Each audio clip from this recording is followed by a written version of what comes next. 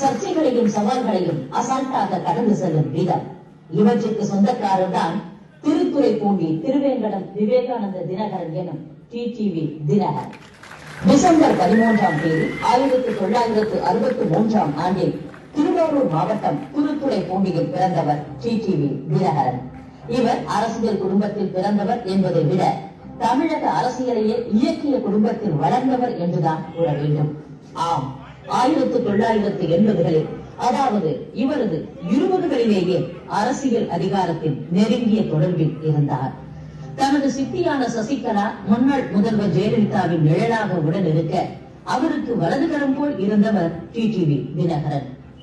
ஒரு கட்டத்தில் இவர் சிறையில் இருந்தபோது ஒரு சர்ச்சைக்குரிய வழக்கில் ஜெயலலிதாவிற்கு தொடர்பு இருக்கிறது என சொல்லிவிடுங்கள், அப்படி சொன்னால் உங்களை விட்டுவிடுகிறோம் என அப்போதைய அரசு மிரட்டிய போது எதற்கும் பணியாமல் ஜெயலலிதாவை காட்டிக் கொடுக்காமல் காத்தவர்தான் தினகரன்.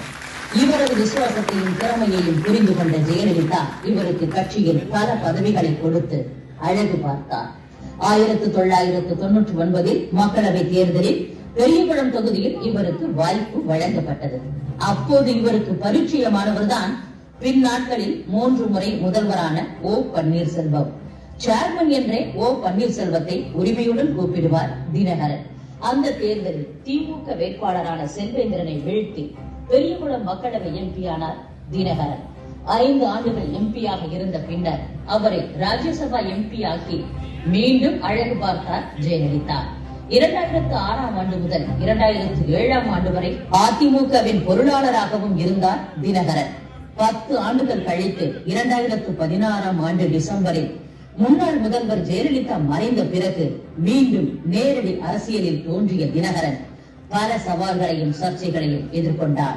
2017இல் நடந்த ஆர்கே நகர் இடைத்தேர்தலில் சக்தி வாய்ந்த இரட்டை இலையுடன் ஆளும் அதிமுகவும் 13 கட்சிகள் அடங்கிய கூட்டணியின் சார்பில் திமுகவும் களம் கண்ட போது அந்த இரு பெரும் சக்திகளை சுயேட்சையாக நின்று வீழ்த்தி தமிழக அரசியலில் ஷாக் கொடுத்தார் தினகரன். 2018இல் அமமுகவை துவக்கிய தினகரன் 2019 மக்களவை தேர்தல் மற்றும் சட்டமன்ற இடைத்தேர்தலில் களம் கண்டு தனது அரசியல் எதிரியான எடப்பாடி பழனிசாமி தோல்வி அடைவதை உறுதி செய்தார். அதிமுக பாஜக கூட்டணி முடிந்த பிறகு பாஜகவுடனான இவருடைய நெருக்கம் வெளிப்படையாக தெரிந்தது. தமிழக பாஜக தலைவர் அண்ணாமலையுடன் நட்பை பாராட்டினார். இன்று பாஜக கூட்டணியில் இணைந்திருக்கும் தினகரன் மீண்டும் மோடி பிரதமராவதற்கு அணில் போல் உதவுவேன் என்றும் ஓப்பனாக கூறியுள்ளார். அரசியல் என்பது சவால்கள் நிறைந்த களம். அந்த சவால்களை கூலாக ஹேண்டில் செய்வது ஆர்ட் என்றால் மாஸ்டர் ஆஃப் ஆர்ட்ஸ் இவர்தான்.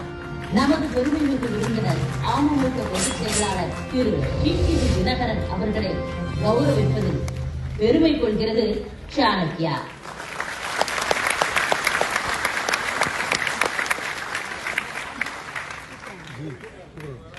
மதிப்புக்குரிய திரு ஜி கே வாசன் அவர்களை பற்றிய